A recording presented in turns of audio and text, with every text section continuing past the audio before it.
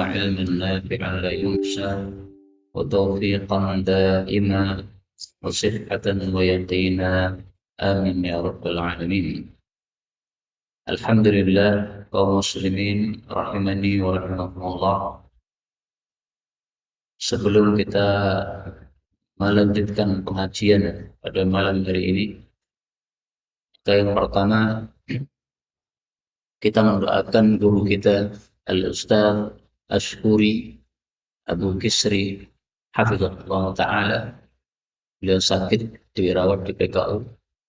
Demikian juga ada dari jamaah sini Bu Karni, dan juga mungkin ada yang lain-lain yang sakit.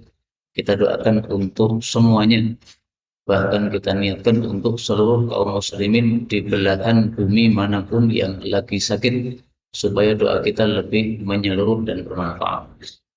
Allahumma salli wa sallim wa barik ala Muhammad wa ala ali Muhammad. Allahumma shfi mardal muslimin. Nas'alullah al-azim rabbal arshil azim ay yashfiyahum. Nas'alullah al-azim rabbal arshil azim ay yashfiyahum. Nas'alullah al-azim rabbal arshil azim ay yashfiyahum. Nas'alullah al-azim rabbal arshil azim ay yashfiyahum. Nas'alullah al-azim rabbal arshil azim ay yashfiyahum. Nas'alullah al-azim rabbal arshil azim ay yashfiyahum. Nas'alullah al-azim rabbal arshil azim ay yashfiyahum. Liyamshu laka ila as-salah wa ya'malu laka 'amalan shalihan. Amin ya rabbal alamin.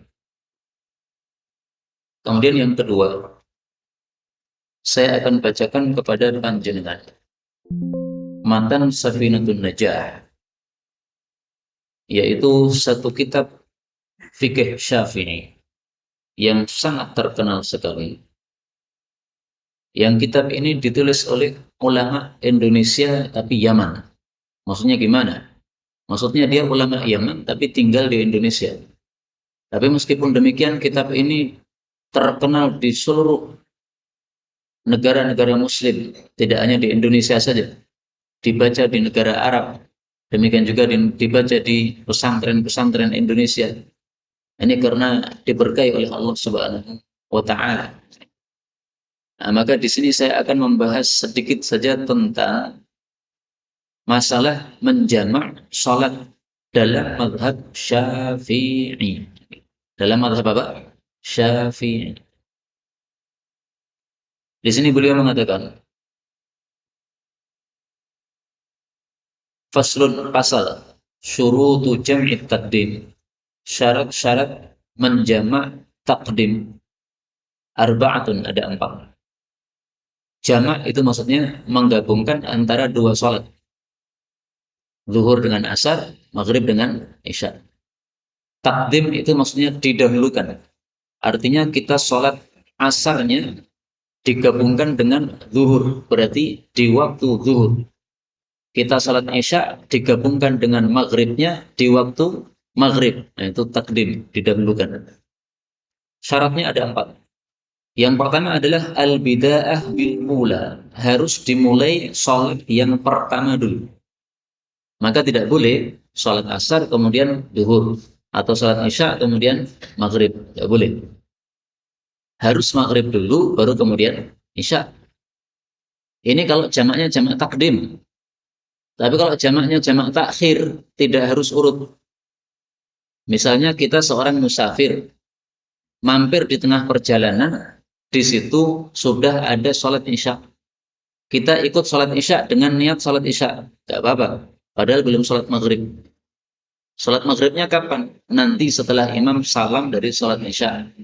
Tidak harus bida'ah bil ula, tidak harus dimulai dengan sholat yang pertama, karena jamaknya jamak takhir.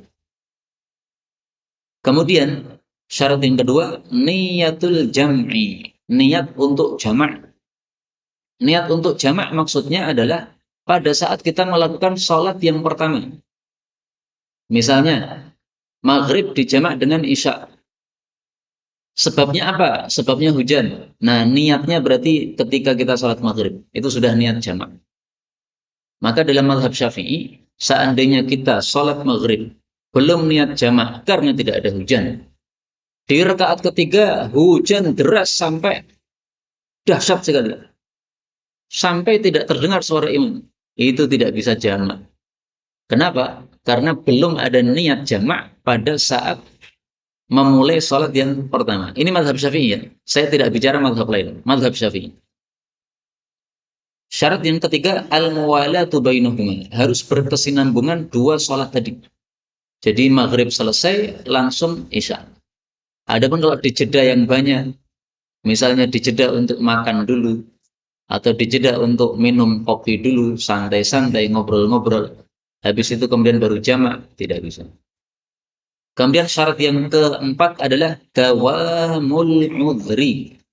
Udhurnya, penyebab jamaknya harus terus ada. Maksudnya terus ada gimana? Mulai dari kita sholat yang pertama sampai takbiratul ihram pada sholat yang kedua. Itu udhurnya harus ada. Allahu Akbar, takbiratul ihram yang kedua. Masih hujan, boleh jamak. Begitu kita Allahu Akbar, selesai bar, Allah hentikan hujan. Hilang semua hujan. Silahkan lanjutkan jamak. Kenapa? Karena dawamul udhurnya masih berlanjut sampai takbiratul ihram yang kedua. Takbiratul ihram pada saat yang kedua. Maka seperti dalam kasus yang kita alami malam hari ini. Pada salat maghrib hujan deras. Kemudian selesai salat maghrib masih ada sisa hujan, tapi tidak deras lagi.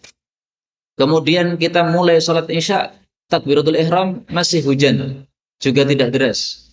Semakin sedikit, semakin sedikit. Begitu selesai Fatihah mungkin sudah reda sama sekali. Nah ini masih jamaknya masih sah.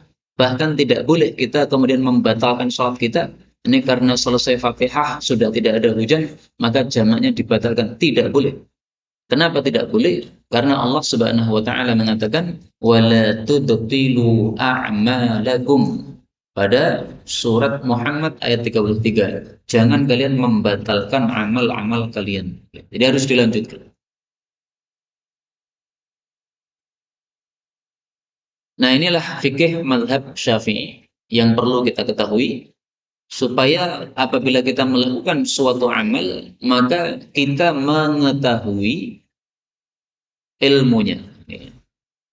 Nah ini tadi jamak takdim, yaitu jamak pada sholat yang pertama, pada waktu sholat yang pertama. Sekarang kita bahas jamak takhir. Faslun. Syurutu syarat-syarat jam'i takhir, jamak takhir, ifnani, dua. Jadi kalau jamaknya takhir, yaitu sholat duhur dan asar dilakukan di waktu asar. Atau sholat maghrib dan isya dilakukan di waktu isya, diundur, ditakhir. Syaratnya cuma dua. Yang pertama adalah niyatut takhir. Anda meniatkan untuk mengakhirkan sholat maghrib tersebut. Waqad baqiya min waqtil ula ma yasa'uha. Ketika meniatkan itu masih tersisa dari waktu sholat yang pertama yang waktunya cukup untuk kita sholat tersebut. Misalnya sholat maghrib butuh berapa menit? 3 rakaat nih. Misalnya butuh 10 menit. Nah, ketika kita meniatkan untuk takhir itu masih sisa 10 menit sebelum adzan isya. Harus niat dulu. Kalau tidak ada niat, tiba-tiba karena asyik bermain misalnya, akhirnya mendengar adzan isya. Loh, kok sudah adzan isya? Udahlah, saya jamak takhir. Enggak sah. Enggak bisa. Itu berarti kamu telat dan kamu salah. Karena apa? Belum habis waktunya, belum meniatkan. Belum niat sebelum, padahal sudah habis waktunya. Kemudian syarat yang kedua adalah dawamul udhri. Berlanjutnya udhur, tapi berlanjutnya sampai kapan? Ila tamamis tsaniyah. Sampai selesainya sholat yang kedua. Contohnya apa? Jamak takhir ini. Misalnya karena safar. Safar kita boleh jamak takhir. Kalau hujan nggak boleh jamak takhir, bolehnya jamak takdim. Ini gara-gara safar kita jamak takhir. Salat maghrib kita masih safar. Kemudian jamak takhir bersama salat isya. Salat isya ini sampai salamnya salat isya harus kondisi kita masih safar. Kalau kondisinya sudah nggak safar nggak boleh. Apakah mungkin seseorang itu belum selesai dari salat isyanya sudah tidak safar? Mungkin saja. Misalnya saya safar naik kapal. Kemudian saya sholat di atas kapal. dengan berdiri menghadap ke arah kiblat, kan bisa kan di kapal gitu. Nah, begitu saya masuk sholat Isya, sudah mendekati kota saya. Begitu saya mulai sholat Isya, dapat 2 rakaat, dapat 1 rakaat, tiba-tiba sudah sampai di depan rumah saya kapal tersebut. Rumah saya di samping samping sungai.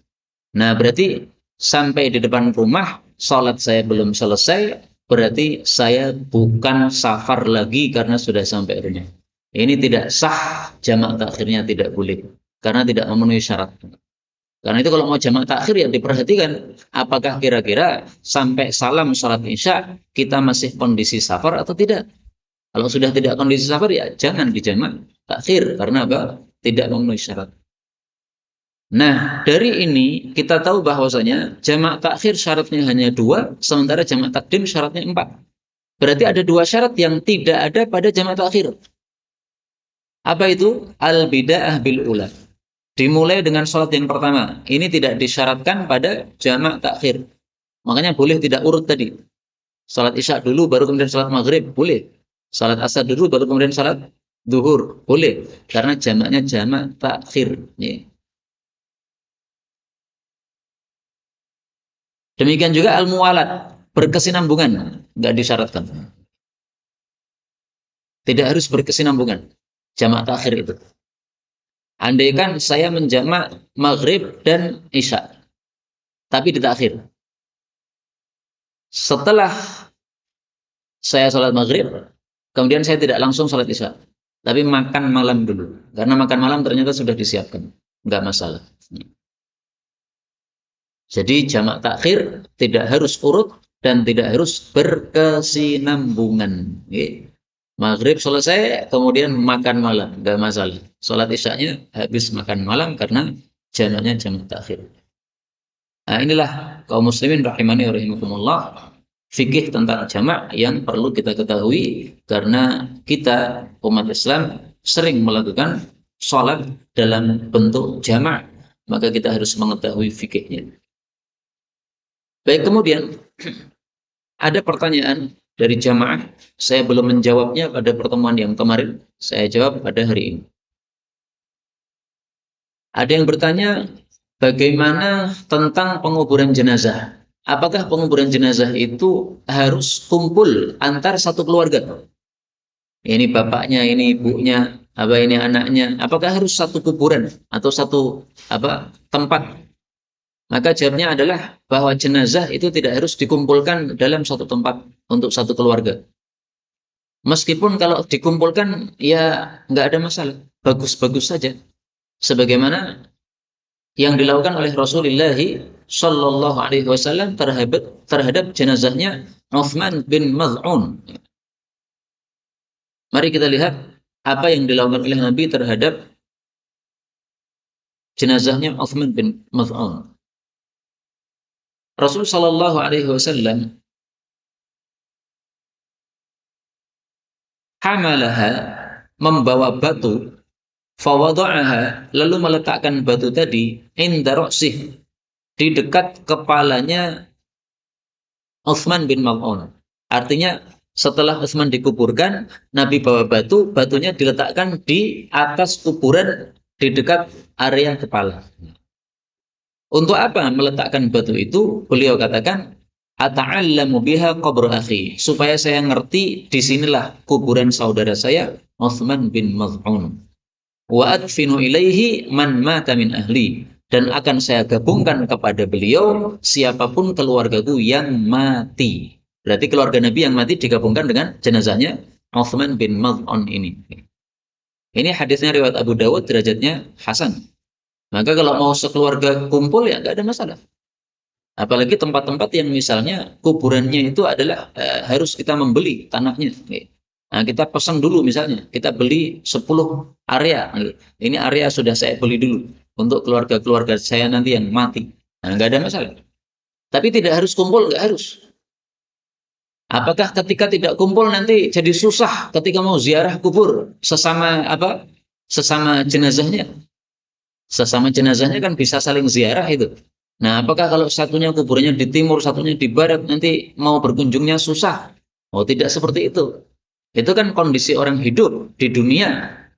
Kita susah kalau ketemu orang yang jauh. Ya. Tapi ini alam barzah kita nggak ngerti. Alam barzah itu bagaimana kondisi ziarahnya, bagaimana, apakah gentayangan, apa pocongannya atau apa, kan kita nggak paham. Maka jangan dipikirkan seperti orang yang masih hidup. Apa dalilnya bahwasanya jenazah itu bisa saling ziarah antar mereka? Ini dalilnya. Rasulullah Shallallahu Alaihi Wasallam bersabda, "Idza waliya ahadukum akhah," kalau seseorang itu mengurusi jenazah saudaranya, falyuhassin kafanah, hendaklah dia perbagus kafannya.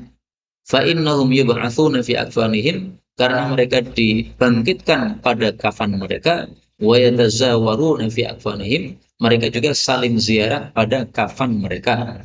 Hadis riwayat Sammu ya, derajatnya sahih. Nah, maka tidak usah dipikirkan saling ziarah ini harus dekat supaya gampang. Nggak usah dipikirkan begitu. Ini alam barzakh. Alam barzakh tidak sama dengan alam bumi atau alam dunia. Baik, ini sebagai muqaddimah. Kemudian yang ketiga, inti materi pada malam hari ini, saya diminta untuk bicara tentang tarhib Ramadan. Menyambut Ramadan. Karena Ramadan sudah hampir mendekati kita. 1 pekan lagi insya Allah ta'ala. Konon hari Sabtu kita akan puasa Ramadan. Kita niatkan bahwa kita akan melakukan puasa Ramadan dengan ikhlas lillahi ta'ala sampai kita menyempurnakan kewajiban tersebut. Insya Allah diterima oleh Allah. Amin ya rabbal alamin. Nah baik, karena kita akan menyambut bulan Ramadan, kita membaca surah Al-Baqarah ayat 183.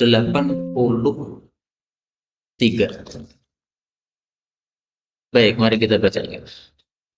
A'udzu billahi minasy syaithanir rajim.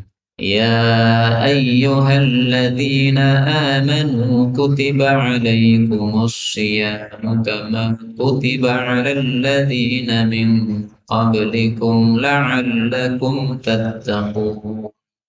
أياما معدودات فمن كان منكم مريضا أو على سفر فعدة من أيام أخر وعلى الذين يطيقونه فدية طعام مسكين فمن تطوع خيرا فهو خير له وأن تصوموا خير لكم إن كنتم تعلمون شهر رمضان الذي أنزل فيه القرآن هدى للناس وبينات من الهدى والفرقان فمن شهد منكم الشهر فليصمه ومن كان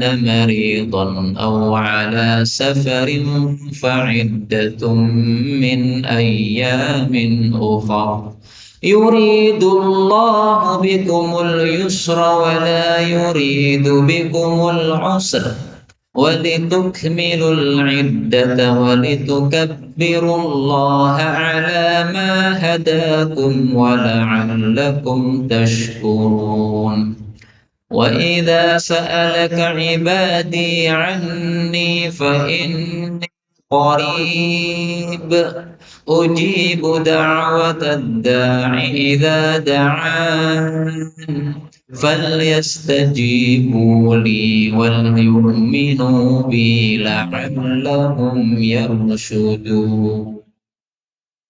Sampai ayat 186 ini sepantasnya anak-anak kita diajari membacanya. Karena setiap tahun kita bertemu dengan Ramadan. Dan anak-anak kita yang masih kecil-kecil itu lebih mudah menghafal Quran daripada orang-orang dewasa. Kalau kita talqin ayat-ayat ini kepada mereka, niscaya mereka akan cepat hafal. Buktinya anak-anak kecil itu hafal surat Al-Fatihah tanpa diajari. Karena setiap hari telinganya mendengar surat Al-Fatihah dibaca oleh imam. Nah, demikian juga ayat-ayat ini. Karena itu Anak saya fotokopi ya kan, halaman ini ya. Halaman berapa nggak ngerti ini. Ini halaman 28 ya. Halaman 28 dari Mushaf Al-Quran. Ya. Nah, itu difotokopikan yang agak gede, sehingga anak-anak kita bisa membaca. Ini bagus sekali. Setiap hari di bulan Ramadan, ba'da subuh, ditalkin atau dia baca diajak bersama membaca ayat ini, sangat bagus sekali. Sehingga mereka paham, ini adalah ayat kewajiban puasa Ramadan. Maka anak kecil sudah siap sejak dini mereka paham ada kewajiban atas umat Islam untuk puasa Ramadan. Baik, mari kita bahas tafsirnya secara ringkas.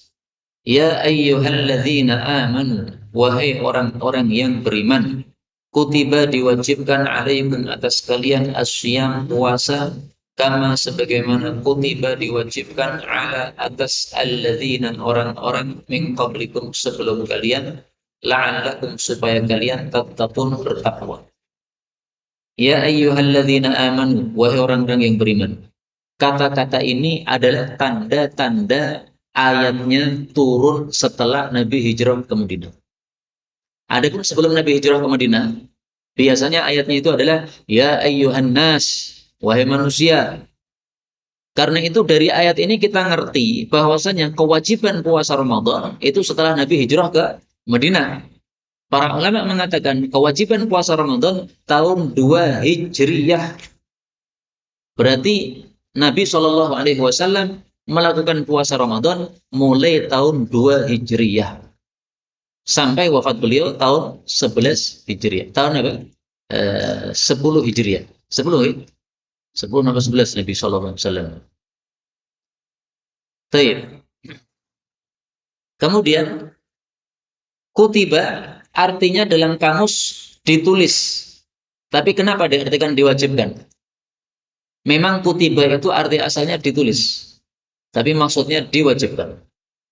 Kenapa sesuatu yang diwajibkan diungkapkan dengan kata-kata ditulis? Karena semua yang diwajibkan oleh Allah itu sudah tertulis dalam Al-Lauhul Mahfuz. Maka kutiba maksudnya ditulis dalam Lauhul Mahfuz sebagai kewajiban untuk umat Islam. Karena itu jangan sekali-kali membatalkan atau menghentikan kewajiban puasa Ramadan. Apakah ada orang Muslim menghentikan puasa Ramadan? Ada. Pernah kejadian di Andalus atau di Maroko sana. Untungnya ada ulama. Sehingga ulama ini membantah perkataan pemerintah pada waktu itu. Pemerintah namanya kalau nggak salah Bu Raqibah. Ini orang laki-laki ya. Namanya Bu Raqibah.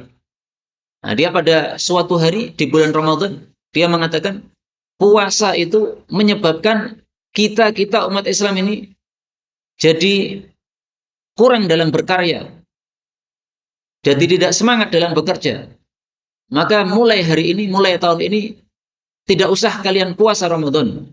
Puasa Ramadan tidak usah dilakukan, karena akan menyebabkan kita jadi produksinya jadi kurang bagus, kurang sempurna. Kemudian dia ambil air minum, itu siang hari Ramadan, langsung diminum di depan publik, dalam televisi atau di mana nggak ngerti. Maka jadi ramai umat Islam di Maroko sana. Ini gimana ini? Pemerintahnya, presidennya kok kurang ajar seperti ini. Nah, maka mereka lapor kepada ulama terbesar pada masa itu, namanya Al-Imam Thahir bin Ashur. Ulama penulis kitab tafsir, ada kitab tafsirnya di sini. Namanya At-Tanwir wa Tahrir. Ditulis oleh ulama namanya Muhammad At-Thahir bin Muhammad bin Thahir bin Ashur. Dikenal dengan nama Imam Thahir bin Ashur. Wafat tahun 1393 Hijriyah. Ini Masya Allah. Ulama kontemporer, tapi kitab tafsirnya sangat handal, sangat dahsyat, sangat bagus sekali, dipuji oleh banyak ulama. Tidak kalah dengan kitab-kitab tafsir ulama-ulama terdahulu, karena memang ilmunya beliau dahsyat. Nah, waktu beliau diberitahu, wahai imam, ini gimana? Presiden mengatakan begini, satu-satunya orang yang ditaati oleh rakyat Anda. Kalau Anda memfatwakan yang tidak sama dengan presiden, mereka pasti akan mengikuti fatwa Anda dan meninggalkan presiden. Maka beliau setelah berpikir, kemudian beliau mengatakan, baiklah, besok insya Allah saya akan menyampaikan sesuatu sebagai jawabannya. Maka orang yang menyampaikan kepada beliau ini tidak paham. Apa maksud Anda? Jadi jawaban apa yang akan diberikan? Ya kamu tunggu saja. Besok mudah-mudahan Allah memberikan kelonggaran kepada saya, kepada hati saya, untuk bisa menyampaikan sesuatu. Akhirnya dia berkhutbah, menyampaikan bahwasanya Allah Subhanahu wa Ta'ala telah mewajibkan di dalam Islam ini puasa Ramadan. Beliau membaca ayat ini, ya ayyuhalladzina amanu kutiba alaikumussyam, diwajibkan atas kalian puasa Ramadan. Dan puasa Ramadan termasuk apa? 5 rukun Islam. Bunyan Islam ala khamsun. Setelah beliau membaca ayat ini dan menyampaikan hadis itu, beliau menutup ceramahnya yang sangat singkat tersebut dengan mengatakan, shadaqallah wa kadzaba Buraqibah. Maha jujur Allah dan sungguh dusta itu Buraqibah, presiden waktu itu. Akhirnya orang-orang kemudian rame-rame puasa Ramadan, tidak ada satupun yang mengikuti ucapan presiden mereka yang kurang ajar tersebut. Karena sudah jelas kutiba alaikumussyam, diwajibkan puasa, malah dihentikan gimana? Itu mirip dengan ajakan orang-orang zaman dulu ketika waktu itu ketika panas-panasnya Covid, masjid hendaklah ditutup, tidak ada Jumatan. Oh, Jumatan kewajiban dari Allah. Kok ditiadakan gimana ini? Nah, maka beberapa ulama kita muncul mengatakan, jangan ditutup masjid, Jumatan jangan ditiadakan. Jumatan kewajiban kok ditiadakan gimana? Yang takut Covid silahkan takut sana, nggak usah nakut-nakut yang nggak takut. Yang Yang masih bisa Jumatan ya wajib Jumatan. Yang tidak bisa Jumatan silahkan di rumah karena memang tidak bisa. Tapi kalau yang masih bisa ya wajib Jumatan. Yang tidak sakit wajib Jumatan. Nah, maka alhamdulillah dengan adanya Al-Imam Thahir Ibnu Ashur ini atas izin Allah Subhanahu wa taala, maka kondisi umat Islam pada waktu itu tidak rusak sebagaimana yang diinginkan oleh presiden kurang ajar mereka. Tapi setelah itu Al-Imam Thahir bin Ashur langsung dihentikan jabatannya dari mengajar di Jamiah atau Universitas Zaitunah yang ada di sana, di Marwah. Dan bahkan tidak sampai di situ saja. Universitasnya juga ditutup oleh presiden kurang ajar tadi. Sampai hari ini setahu saya Universitas Zaitunah itu belum berjalan lagi sampai hari ini yang saya tahu. Wallahu a'lam bishawab. Karena saya tidak mengikuti perkembangan daerah sana. Tapi yang saya lihat di YouTube itu dari sebagian masyayikh ketika melihat kondisi Universitas Zaitunah yang sudah sepi, dia mengatakan, saya berharap mudah-mudahan universitas ini akan dikembalikan oleh Allah kepada kondisi normal seperti dulu. Di sini Allah mengatakan asyam, puasa. Asyam itu artinya dari sisi bahasa adalah menahan. Maka kalau orang Arab mengatakan kuda itu siam, itu maksudnya kudanya berhenti, tidak berjalan lagi. Menahan kakinya dari berjalan. Itu makna siam. Berarti siam itu kita harus menahan diri dari pembatal-pembatal puasa. Apa saja pembatal puasa? Yang terkenal 1 makan, 2 minum, 3 jima, atau mengeluarkan sperma secara sengaja. Tidak harus jima ya. Kalau orang belum punya istri bisa aja kan tidak jima, mengeluarkan spermanya dengan sengaja, dengan masturbasi misalnya, tidak boleh. Itu kalau dilakukan maka siamnya batal karena berarti dia tidak meninggalkan pembatal-pembatal puasa. Karena itulah para ulama mendefinisikan puasa adalah menahan dari pembatal-pembatal puasa dari fajar sampai maghrib dengan niat ibadah kepada Allah Subhanahu wa taala. 3 poin ini semuanya harus ada. Menahan dari pembatal puasa. Kalau tidak menahan berarti bukan puasa. Dari subuh, dari fajar sampai maghrib. Kalau tidak sampai maghrib berarti bukan puasa. Maka poso beduk itu ya bukan poso, itu latihan poso. Kemudian harus niat ibadah. Kalau tidak ada niatan ibadah, maka bukan puasa. Makanya orang gila puasa ya tidak sah. Karena orang gila nggak punya niat. Anak kecil puasa tidak sah, nggak punya niat. Kecuali yang sudah mumayyiz. Sudah mumayyiz itu sudah bisa ngerti baik buruk, sudah bisa mandiri cebok sendiri. Biasanya usia 7 tahun. Makanya usia 7 tahun disuruh oleh Nabi untuk anak kecil diajari sholat atau diperintah sholat, bukan diajari, diperintah sholat. Dalam hadis yang lain diajari. Ajarilah sholat atau perintahlah sholat. Dua kalimat dari Nabi SAW. Nah demikian juga puasa juga begitu. Anak kecil usia 7 tahun, ini hendaklah kita ajari puasa. Mereka sudah punya niat, maka puasanya sah. Anak yang sudah mumayyiz, adzan, boleh, karena sudah sah. Anak yang sudah mumayyiz, mengimami sholat, sah, karena sudah ada niat.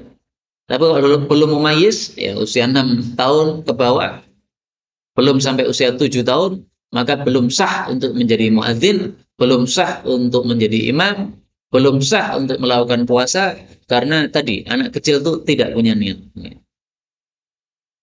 Kemudian Allah mengatakan kama kutiba 'alal ladzina min qablikum, seperti diwajibkan puasa untuk umat terdahulu. Ungkapan ini menunjukkan bahwa puasa sudah ada sejak zaman dulu kala sebelum Nabi Muhammad SAW. Nah, sekarang pertanyaannya, sebelum puasa Ramadan, puasa apa yang dilakukan oleh umat Islam? Pendapat yang terkenal adalah bahwa alladzina min qablikum, orang-orang terdahulu, ini maksudnya orang-orang Yahudi.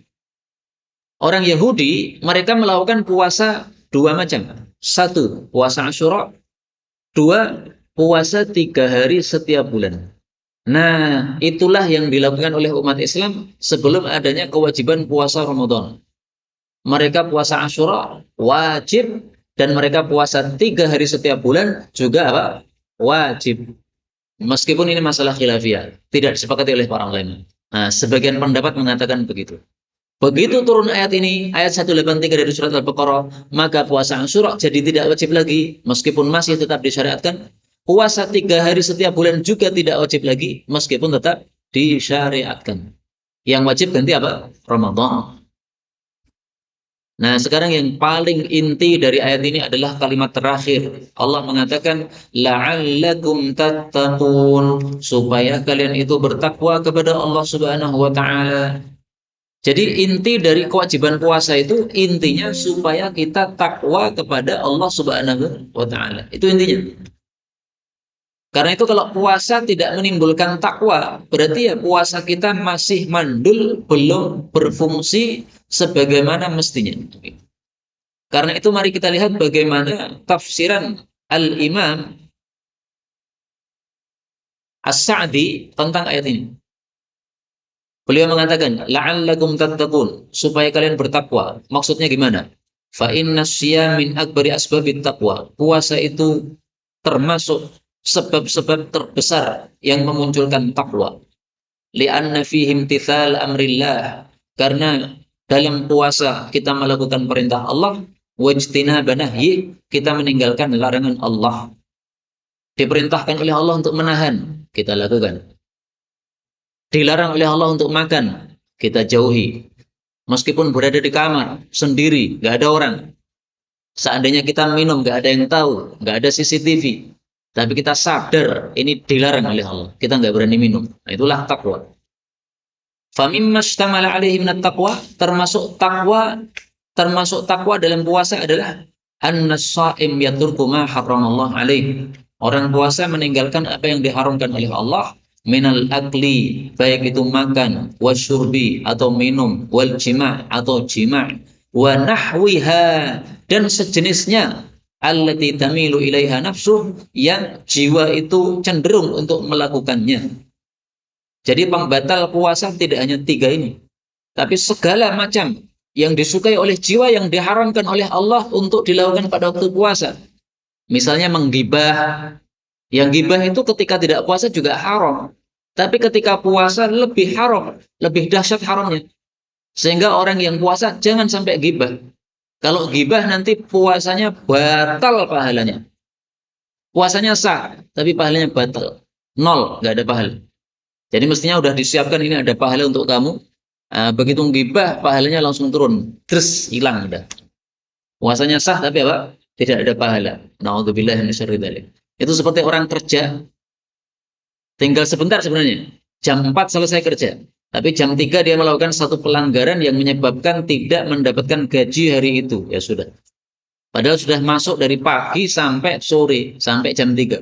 Tapi sudah ada peraturan di situ, tidak boleh begini. Kalau melakukan ini nanti akan tidak dapat gaji hari ini. Nah, misalnya contohnya begitu.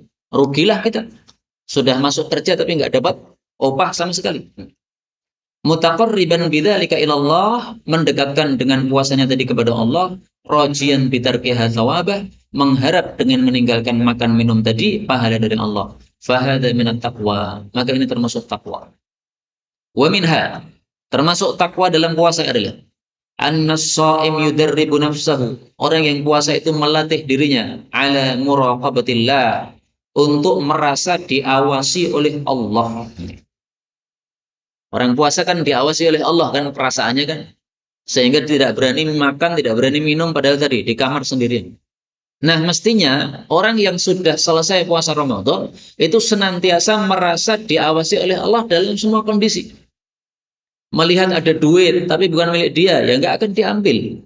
Kenapa? Nggak berani, bukan milik saya. Melihat wanita yang cantiknya muttafaq alaih tapi bukan miliknya, ya jangan dipandangi. Kenapa? Karena bukan miliknya, nggak boleh. Kalau ingin memilikinya, ya dilamar. Kalau ternyata dia sudah punya suami, ya jangan diinginkan. Berdoalah kepada Allah Subhanahu wa taala, minta karunia. As'alullah min fadlik. Aku minta kepada Allah karunia-Nya. Ini saya ajari panjenengan doa. Kalau panjenengan melihat kenikmatan yang diberikan oleh Allah kepada seseorang, jangan menginginkannya, karena nanti malah jadi iri. Tapi cukup kita mengatakan as'alullah min fadlihi. Kita punya tetangga beli mobil baru misalnya. Nah, tidak usah ingin. Kenapa? Nanti malah iri. Cukup mengatakan as'alullah min fadlihi. Kita melihat istri orang, wah cantik, lebih cantik daripada istri saya. Enggak usah menginginkan, nanti malah jadi iri. Cukup kita mengatakan as'alullah min fadlihi. Nah, nanti kalau istri kita bertanya, "Ki doa apa, Mas?" Ki doa akan ditambah karunia oleh Allah. Kamu itu karunia Allah untuk saya. Nah, supaya saya ditambah karunia, saya doa begini. Enggak apa-apa, itu doa yang diajarkan oleh Allah Subhanahu wa taala. Bukan saya yang ngajari, tapi Allah Subhanahu wa taala yang mengajari. Lihat pada surah An-Nisa ayat 32. Wala tatamannau, jangan mengangan-angankan apa yang Allah lebihkan kepada sebagian kalian atas yang lain. Lirrijali nasibum mimma iktasabu wa linnisa nasibum mimma iktasabat was'alullah min fadli. Mintalah kepada Allah karunia-Nya. Nah, maka melihat nikmat yang diberikan oleh Allah kepada seseorang, kita disuruh untuk minta karunia kepada Allah. Karena sebagaimana Allah mampu memberi dia karunia yang kita lihat itu, maka Allah juga mampu memberi kita karunia seperti itu juga atau yang lebih bagus lagi. Panjenengan punya motor, motornya tidak bagus, dibalap oleh orang yang motornya bagus. Nggak usah muring-muring, wah orang ngajar, nggak usah. As'alullah min fadlih. Nah, insya Allah motor Anda suatu saat akan ganti yang bagus seperti itu. Baik, kembali ke sini. Puasa itu melatih jiwa untuk merasa diawasi oleh Allah. Fayatruku ma tahwa nafsuh. Maka dia akan meninggalkan apa yang diinginkan oleh jiwanya. Ma'a qudrati alaih. Padahal dia mampu melakukannya. Li'ilmihi bittila'illah alaih. Karena dia tahu bahwa Allah mengetahui gerak-gerik dia.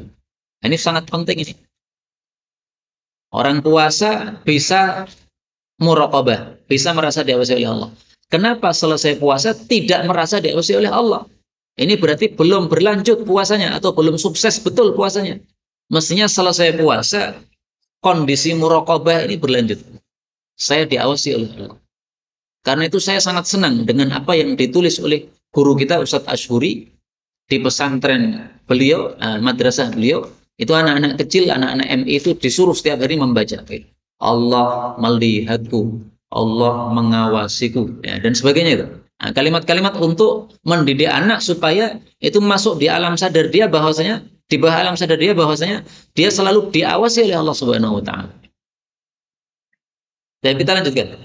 Ini pengajiannya sampai jam 12 malam karena sudah jamak. Siap, Bang? Nah, yang penting takmirnya nyiapkan kopi. Kita lanjutkan. Wa minha, termasuk takwa di dalam puasa adalah an-nasyam, bahwasanya puasa itu yudayyiq majariya syaitan, menyempitkan aliran-aliran setan. Fa innahu yajri min ibni adam majrad dam. Karena setan itu mengalir di dalam tubuh manusia dengan aliran darah dia. Nah, maka dengan puasa maka alirannya jadi nyempit. Sehingga setannya tidak bisa masuk ke lebih dalam lagi. Yang biasanya bisa masuk sangat dalam maka nggak bisa dia. Dan setan itu tidak semuanya dibelenggu pada bulan Ramadan. Setan-setan korin, jin korin tidak dibelenggu. Dia masih bersama kita. Tapi bedanya kalau bulan puasa dia tidak bisa mengganggu seperti pada bulan-bulan yang lain.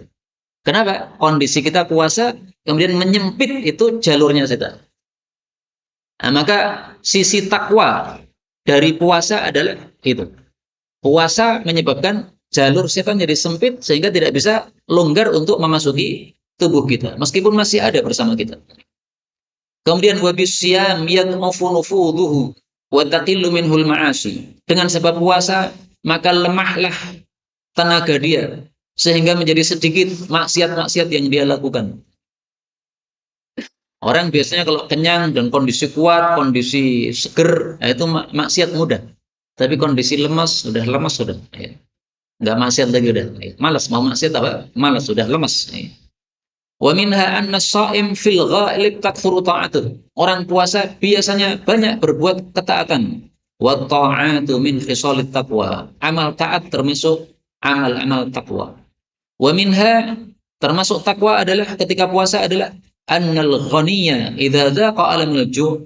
Orang yang kaya kalau sudah merasakan sakitnya kelaparan, aujaba dzalika lahu muwasatul fuqara'il mu'dimin. Menyebabkan dia jadi teringat dengan orang-orang fakir sehingga mau membantu kepada orang-orang fakir. Jadi teringat, Masya Allah, ternyata lapar dia nggak enak, betul. Gara-gara lapar sehingga tubuh kita jadi lemes, jadi neredek. Ya. Nah, maka melihat orang fakir yang tinggal di pinggir jalan misalnya, kita jadi hatinya jadi kasihan. Wah, ini kasihan, sudah makan belum ini? Nah, maka akan berhenti, kita akan memberikan makan kepada orang tersebut, atau memberikan uang kepada orang tersebut, atau bertanya bagaimana kondisinya, di mana rumahnya, kok bisa bambung seperti ini, kok nggak ada yang ngurusi begini, tidur selalu di pinggir jalan, ini kondisinya di mana ini keluarganya nih, anak-anaknya di mana, kok bisa terlantar seperti itu. Nah, itu orang-orang yang ada perasaan-perasaan seperti itu kepada orang miskin, itu bisa dengan sebab karena dia merasakan lapar pada saat puasa tadi, sehingga teringat kepada kondisi orang-orang miskin. Wa hadza min khisalit taqwa, dan ini juga termasuk perkara takwa. Ternyata sampai di sini penjelasan Syekh Sa'di sudah selesai. Padahal kita niatkan tadi sampai jam 12 malam, Pak. Tapi karena penjelasan beliau sudah selesai, ya sudahlah, kita cukupkan sampai di sini. Beliau Syekh Sa'di ternyata penjelasannya tentang takwa sudah selesai. Kaum muslimin rahimani wa rahimakumullah, ini inti harus kita garis bawahi. La'allakum tattaqun, supaya kita bertakwa, itu inti dari puasa. Inti dari puasa bukan meninggalkan makan, bukan meninggalkan minum. Itu bukan inti. Itu hanya perantara. Intinya satu, takwa. Karena itu seorang ulama besar, Al-Imam Ibnu Abdissalam, menulis satu kitab, judulnya Maqasidus Shaum. Maksud-maksud dari puasa. Artinya Allah kenapa memerintahkan puasa? Pasti ada maksudnya. Maksudnya yang pertama, la'allakum tattaqun, takwa. Maksud-maksud yang lain itu maksud tambahan. Maksud inti takwa. Karena itu para ulama mengatakan puasa ada 3 macam. Ada puasanya orang-orang awam, itu hanya menahan dari makan, minum, jima.